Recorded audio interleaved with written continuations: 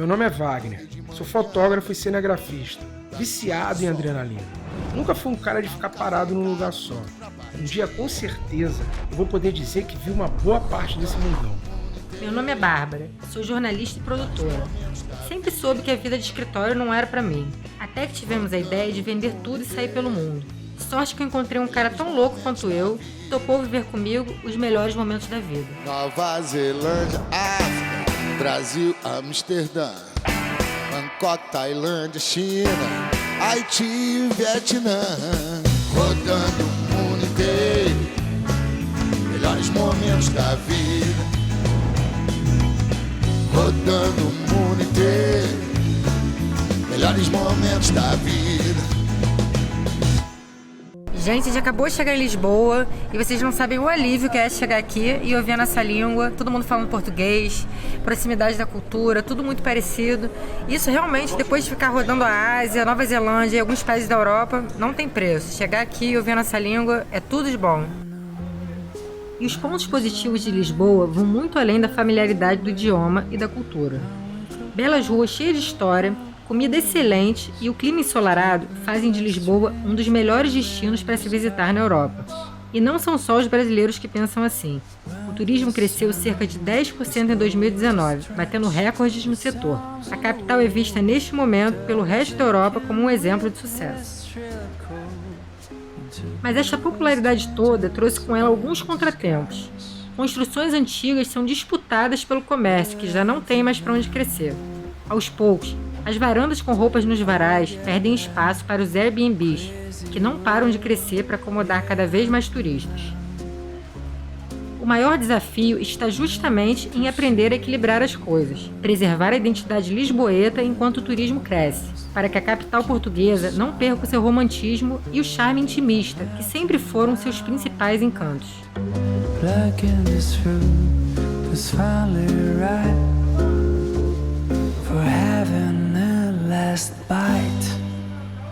Para entendermos melhor Lisboa e suas transformações dos últimos anos, encontramos o Vasco, um lisboeta muito simpático, apaixonado pela cidade e que trabalha como guia há algumas décadas. A forma mais interessante de conhecer Lisboa é caminhando pela cidade. E é nas ruas de Alfama, considerado o bairro mais boêmio, que grande parte da vida lisboeta acontece.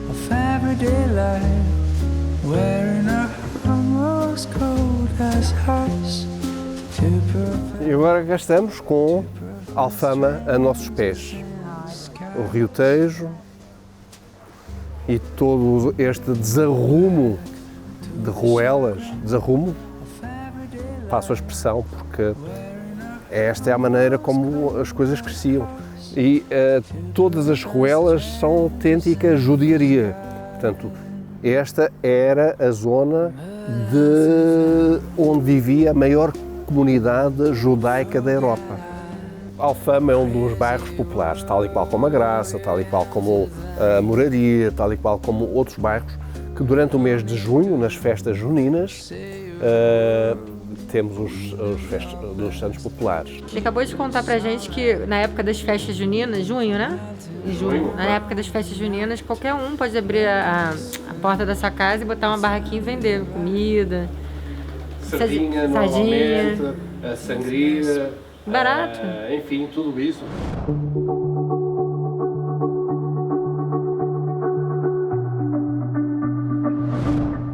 Olha só que barato, gente. Essa é a rua mais estreita de Portugal. Sem dúvida nenhuma. A rua mais estreita de Portugal.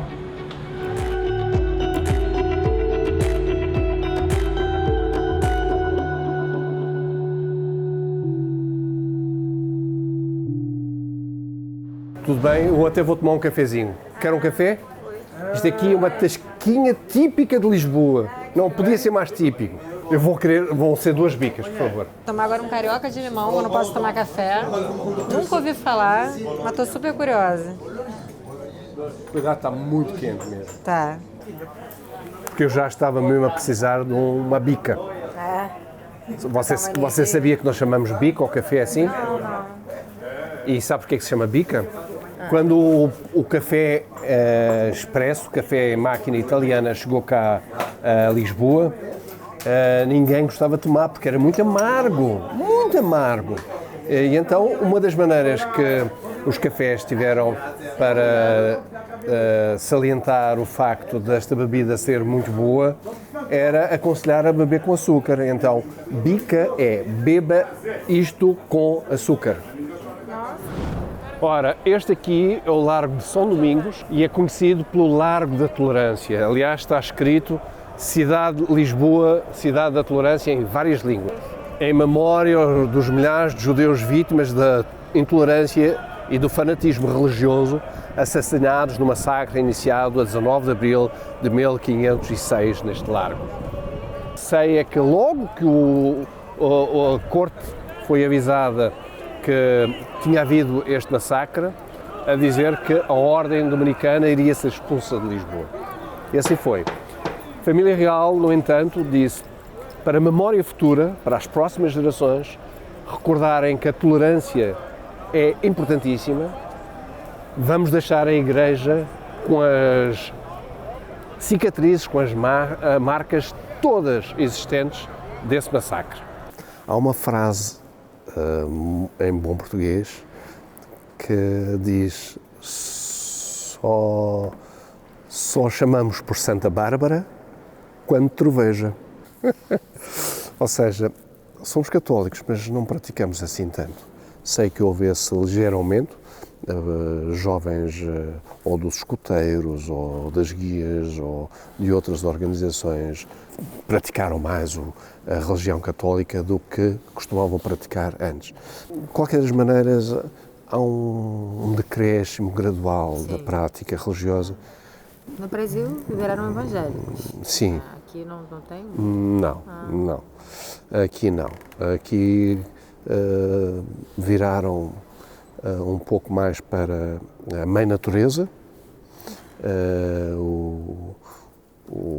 Não é um culto, não é uma religião, mas é pela paz e é pelo bem da humanidade. Interessante. É interessante, sim. Eu penso mais ou menos assim, então sou mais por esse lado também. Pronto. Pronto. Eu também. Também? Sim. Aliás, em Portugal, eu julgo que a sociedade religiosa ou não religiosa é muito matriarcal. Ou seja, é muito mariana. As Marias, as Virgens, somos muito mais virados para a mãe natureza. Pronto. Pronto.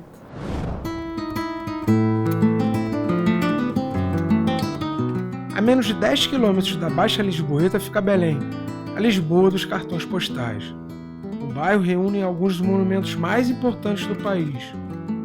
Dali, partiram e chegaram as caravelas do século XV, que descobriram as rotas marítimas até a Índia, África Oriental e Brasil. Hoje, já não existe nem o porto nem a praia dos descobrimentos, mas sim uma zona de lazer.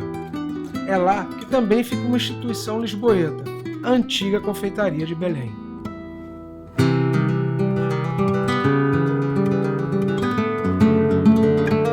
Estes pastéis de Belém foram iniciados pelos monges do mosteiro de Jerónimos e quando a ordem foi desativada, os monges passaram a receita para um moço que trabalhava com eles e esse moço, entretanto, fundou aqui a Casa dos Pastéis de Belém, em 1837, mantendo a receita original absolutamente em segredo. Só 3 pessoas em cada geração é que sabem realmente o verdadeiro segredo destes pastéis. Há muita gente que imita, mas só estes é que podem ser chamados pastéis de Belém. Os outros são chamados pastéis de nata.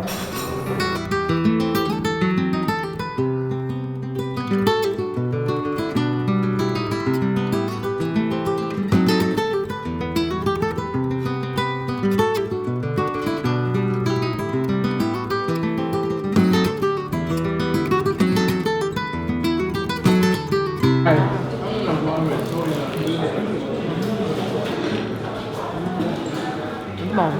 É, não é? Muito bom. É crocante Delícia. e Por dentro? não é nada doce por dentro, pois não? Demais não. Na medida. Pode dar um mingauzinho no meio, assim. É, ou a costarda. É, verdade. Muito bom.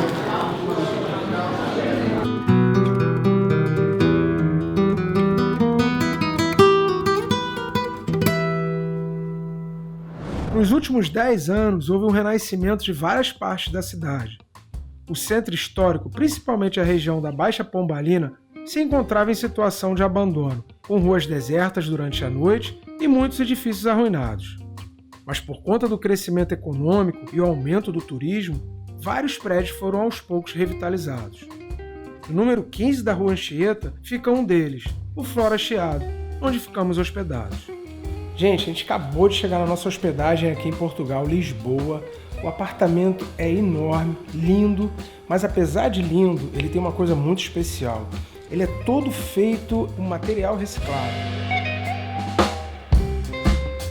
Conversamos com Ricardo Flora, o arquiteto responsável por recuperar o edifício pombalino do início do século passado, que era do seu bisavô.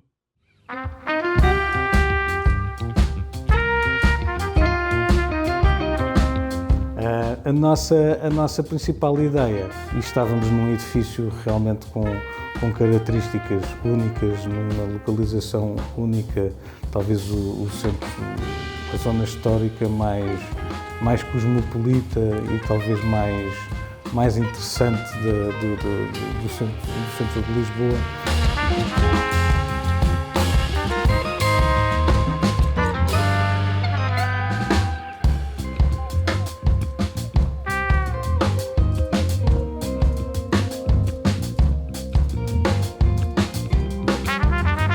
Aqui tentámos preservar o máximo possível de todos os elementos, desde azulejos, em que mantivemos todos os azulejos que encontramos, mesmo os que estavam partidos, nós, de uma forma talvez um pouco inspirada no Gaudí, reaproveitámos e fizemos o revestimento de algumas casas de banho com os cacos dos azulejos que não serviam para nada, foram aproveitados. As madeiras, toda a estrutura existente do edifício foi mantida como elementos decorativos e, em alguns casos, também como elementos estruturais. As paredes divisórias dos apartamentos foram aproveitadas para mobiliário, para revestimento de decoração da cabeceira das camas.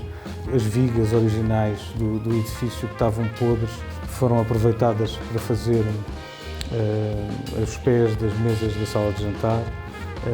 Tudo foi aproveitado o máximo possível para preservar realmente o mais importante, que era o existente, e de uma forma sustentável.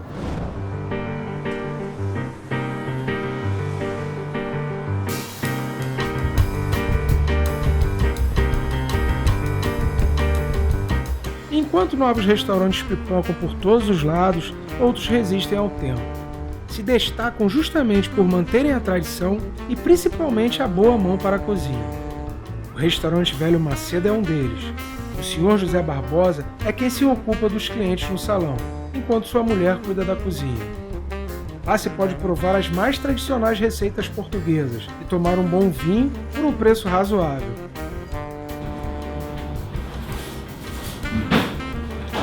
Esse vinho é maravilhoso. A gente acabou parando em um dos restaurantes mais tradicionais daqui de Lisboa.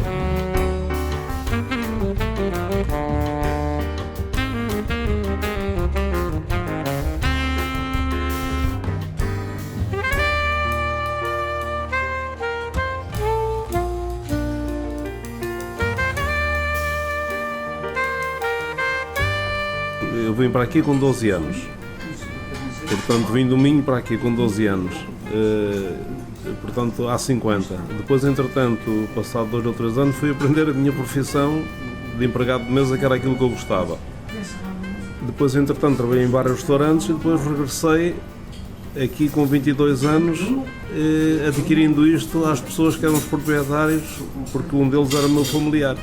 Portanto, isto é meu, portanto, eu sou proprietário deste restaurante há 40 anos.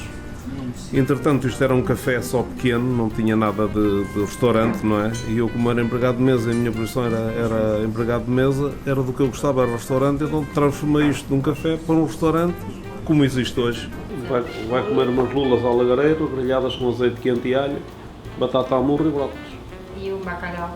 E um bacalhau com broa no forno, com couve salteada e batata à murro também. O que é broa? Broa é pão de milho. Tá bom. Broa é pão de milho. Obrigada. Alguns mais típicos portugueses deixámos até de fazer porque os turistas, a sua maioria, aqueles pratos mais fortes, mais típicos portugueses, como é uma dobrada, como é uma mão de vaca com grão, isso nós já deixamos de fazer. Portanto, já não se vendem, não é possível já. E o que sai mais aqui? O que sai mais é o bacalhau com broa, isso é o que sai mais.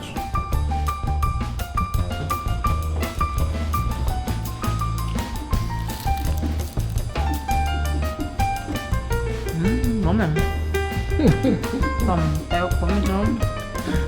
Vamos comer.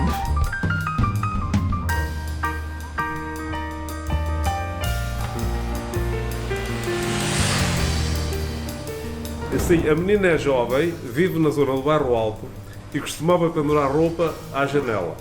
Mas agora evita pendurar roupa à janela porque toda a gente fotografa a roupa pendurada à janela e ela não quer que fotografem a roupa à janela. Pode ter coisas mais íntimas e não quer. Ela não gosta. Isso é bonito, só quem passa na rua não gosta, mas são coisas típicas, mas isso a tendência é acabar. A tendência é acabar com isso, porque as pessoas também vão desaparecendo, porque são pessoas, são moradores locais, que também a idade de alguns já é muita, e as pessoas jovens hoje já não fazem esse tipo de coisa. Portanto, isso, nesse aspecto sim, pode ficar descaracterizado. Se continuar a trabalhar assim como está, não manter as coisas típicas portuguesas, não manter as lojas típicas portuguesas, pode ficar descaracterizado. E a tendência é precisamente essa, é ficar descaracterizado.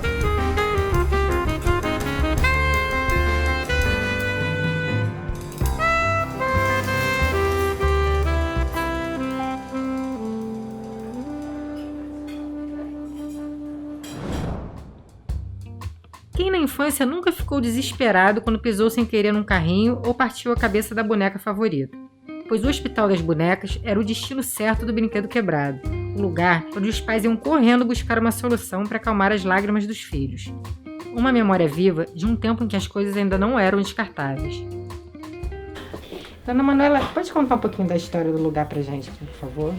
Um hospital muito velhinho que existe aqui desde 1830, sempre neste sítio, sempre na mesma família, e onde fazemos todo este trabalho que vocês podem ver, de arranjar bonecas, desde as mais atuais às mais antigas, e fazer as roupas também para elas. Fazemos muita coisa. Nós sempre tivemos a loja lá embaixo, onde se vendiam ervas secas.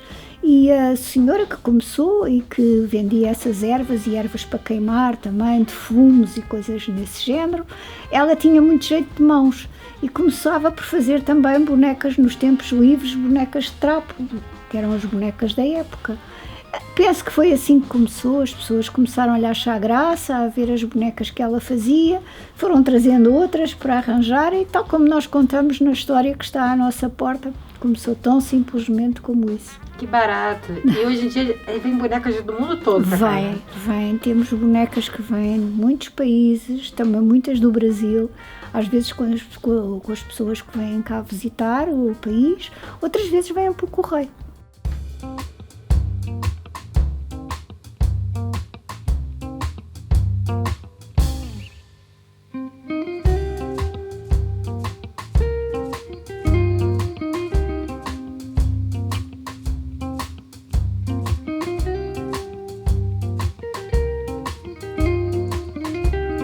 Aqui são as bonecas mais atuais que vieram para arranjar.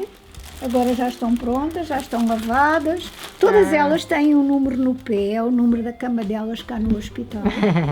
É a identificação delas. E têm uma pequena história dos problemas com que vieram e também a data em que ficam prontas.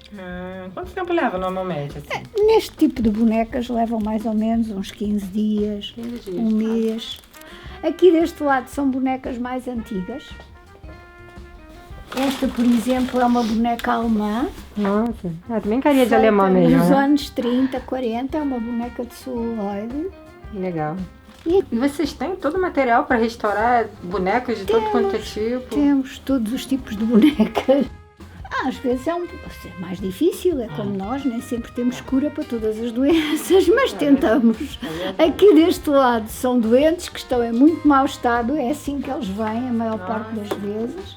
Este, por exemplo, é um boneco que aqui em Portugal se chama um boneco de papelão. É um boneco feito em cartão nos anos 20 e que também veio para ser restaurado. Aqui está a cabeça. Olha.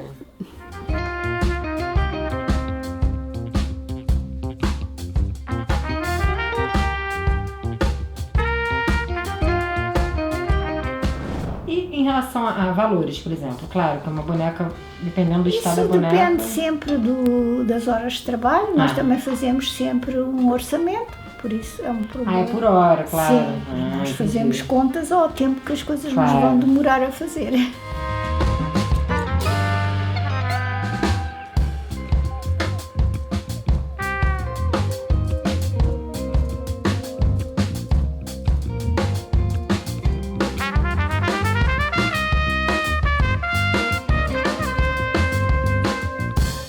Olha só aquele de corda, né? Da corda ele sai engatinhando. Você lembra desse boneco? Eu não. Não?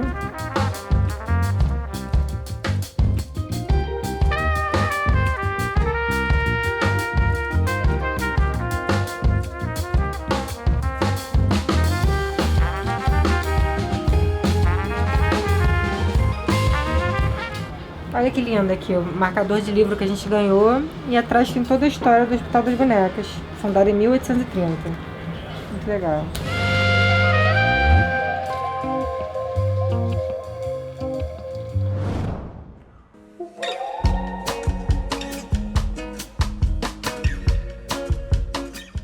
Lisboa é uma cidade para curtir sem moderação rumo ou pressa. A presença quase constante do sol e o Rio Tejo transformam a cidade num espelho de 1000 cores. Velejar por lá, especialmente na hora do pôr do sol, quando a luz fica ainda mais avermelhada, é uma experiência única.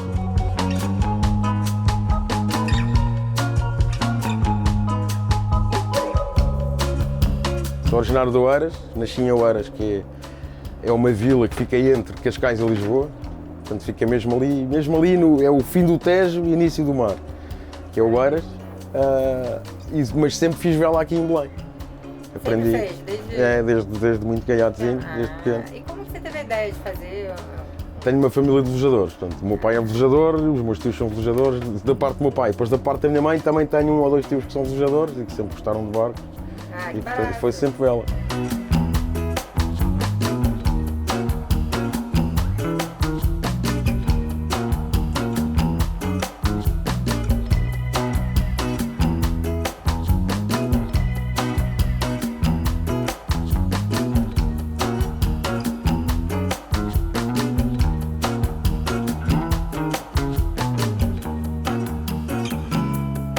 Quando o leme vai direito lá em baixo.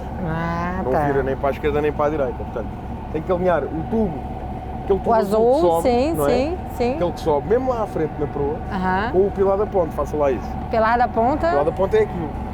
Legal, bem corajoso ele. Que ele vai dormir e vai me deixar aqui agora, bem corajoso ele, né? Acho que eu consegui.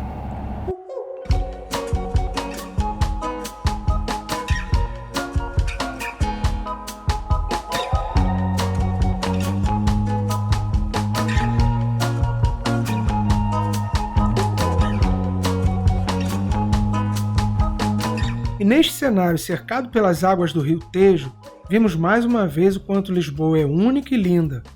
Um exagero de luz natural que se espalha e encanta poetas, pintores e fotógrafos. Porque se Paris é a cidade da luz artificial, Lisboa tem a luz natural. O grande poeta português Fernando Pessoa já dizia que se fosse Deus, parava o sol sobre Lisboa.